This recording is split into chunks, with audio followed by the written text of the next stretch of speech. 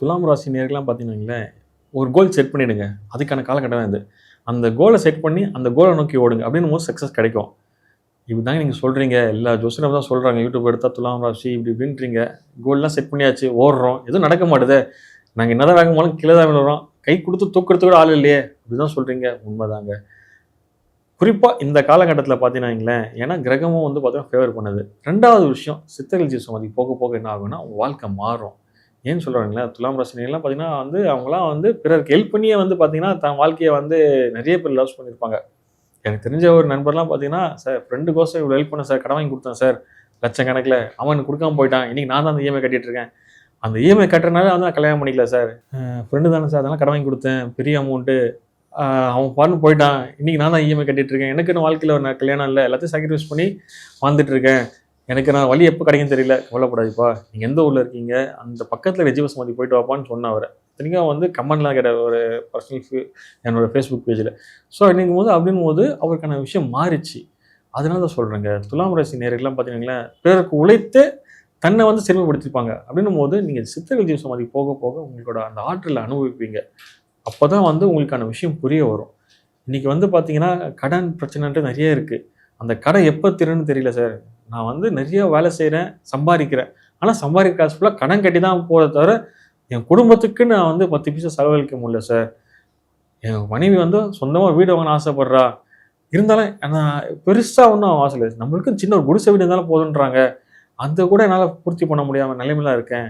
ஆனா கையில காசு வருது. வர காசு எப்படியோ ஒரு விஷயத்துல செலவாகி போயிருது சார். ஒண்ணு குழந்தைங்களுக்கு மருத்துவ செலவாகுது, இல்ல அம்மா, அப்பாவுக்கு செலவாயிருது. ஏதோ ஒரு விஷயம் ரிப்பேர் ஆயிடுது சார். அத தாண்டி என்னால வாழ்க்கையில ஸ்ட்ரகிள் பண்ணி நானும் இன்னும் முயற்சி பண்ணி பார்க்குறேன். ஆனா வாழ்க்கையில எதுவுமே நடக்க மாட்டுது சார். அப்படின்றவங்க தானே நீங்க. கவலைப்படாதீங்க சார். உங்க நியர்பைல இருக்க ஜீவ சமாதிக்கு போங்க. சித்தர்கள் ஜீவ சமாதி. குறிப்பா நீங்க எந்த ஜீவ சமாதிக்கு போணும் அப்படின்னும்போது, உங்க ஜாதகத்த பார்க்கும்போது தான் அதுல சில விஷயங்கள உணர்த்தும். அத தாண்டி நீங்க எந்த ஊர்ல இருக்கீங்க, எந்த ஏரியால இருக்கீங்கன்னா பிரச்சனையே இல்ல. நீங்க யாரு? இன்னும் சொல்லப் போனாங்களா, சித்தர்கள பொறுத்தவரைக்கும் பார்த்தீங்கன்னா, ஜாதி, மதம் இதெல்லாம் எதுவுமே கிடையாது. அவங்க இயற்கைக்கு அப்பாற்பட்டவங்க.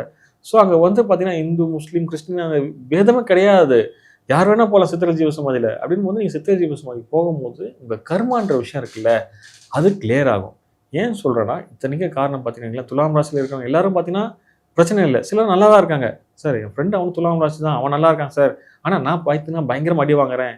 ஏன் தெரியல. அவனும் சுவாதி நட்சத்திரம், நானும் சுவாதி நட்சத்திரம் தான். ஆனா எங்க 2 பேருக்கும் பார்த்தீங்கன்னா வந்து தசாபுத்தி ஒண்ணா தான் போகுது. இருந்தாலும் பார்த்தீங்கன்னா வந்து பிரச்சனைகள் பார்த்தீங்கன்னா, அவன் நல்லா இருக்கான் பிரச்சனை இல்லாம நான் பிரச்சனை பிரச்சனை பிரச்சனை வாழ்க்கையே பிரச்சனையா ஓடிட்டு இருக்கு. இதுக்கு என்ன சார் காரணம்னா, கர்மா தான் சார் காரணம். ஏன்னா உங்க கர்மாவ நீங்க கிளியர் பண்ணிட்டீங்கன்னா, நீங்களும் சந்தோஷமா இருக்கலாம்ல. கர்மா எங்க கிளியர் ஆகும்? பரிகாரம் பண்ணா கர்மா கிளியர் ஆகுமா? சத்தியமா ஆகாது. இல்ல கோயிலுக்குலாம் போயிட்டு வர கர்மா கிளியர் ஆகுமா? கோயில்லாம் போனா கர்மா அதுக்கு தாக்கம் குறையும். ஆனா கிளியர் ஆகாது. அப்ப எங்க தான் சார் போனா கிளியர் ஆகும்? சித்தர்கள் ஜீவ சமாதிக்கு போனா மட்டும் தான் கிளியர் ஆகும். அதுவும் எந்த சித்தர்கள் ஜீவ சமாதிக்கு போனா கிளியர் ஆகும்போது, உங்க ஜாதகம் பார்க்கும்போது அக்யூரேட்டா தெரிய வரும். 2வது இல்ல சார் என்னால வந்து நீங்க நியர்பைல சொல்லுங்க அப்படிங்கும்போது, உங்க வீட்டு பக்கத்துல ஜீவ சமாதி இருக்குங்க. இத்தன நாளா நீங்க அந்த வழியா தான் போயிட்டு வந்திருப்பீங்க. அந்த வழியில நின்னு பேசிட்டு இருப்பீங்க. ஆனா அதுக்குள்ள போயிருக்க மாட்டீங்க. அதுதான் விஷயம். அந்த ஜீவ சமாதிய தேடி போங்க. உங்க வீட்டு பக்கத்துல இருக்கு. போய் உட்காருங்க 1 மணி நேரம். அப்படின்னும்போது உங்க வாழ்க்கையில இருக்க இன்னல்கள்லாம் மாறும். குறிப்பா இந்த துலாம் ராசி நேயர்கள்லாம் பார்த்தீங்கன்னா வைங்களேன், ஏதோ ஒரு விஷயத்த நோக்கி ஓடிட்டே இருப்பாங்க. எங்க ஓடுறதுனே தெரியாது. கண்ணு மூஞ்சி தெரியாம அவங்க வேகமா போயிட்டு இருப்பாங்க. நடுவுல ஸ்பீட் பிரேக்கர் இருக்கா, என்ன இருக்குன்னுலாம் பார்க்க மாட்டாங்க. ஆனா அவங்க அந்த இலக்கு அடையறதுக்கு எவ்வளோ முயற்சி பண்ணுவாங்க. இருந்தாலும் பார்த்தீங்கன்னா, அந்த காரிய விஷயம் தடை இருக்குல்ல, அது தடுத்துரும் அவங்கள. அத தாண்டி போய் சக்சஸ் பண்றதுக்கான ஒரே இடம் பார்த்தீங்கன்னா, சித்தர்கள் ஜீவ சமாதி. அங்க போய் உட்காருங்க. அப்படின்னும்போது உங்களுக்கான அந்த உணர்த்தல் கிடைக்கும். நான் யாரு? எதுக்கோசரம் இங்க வந்தேன்? நம்ம ஆன்மா வந்து அங்க ஒளி வரும். நம்ம ஆன்மா ஒளி பெற்றாலே போதுங்க. ஜீவ சமாதிக்கு போயிட்டு, அது நம்மள வழிநடத்த ஆரம்பிச்சுரும்.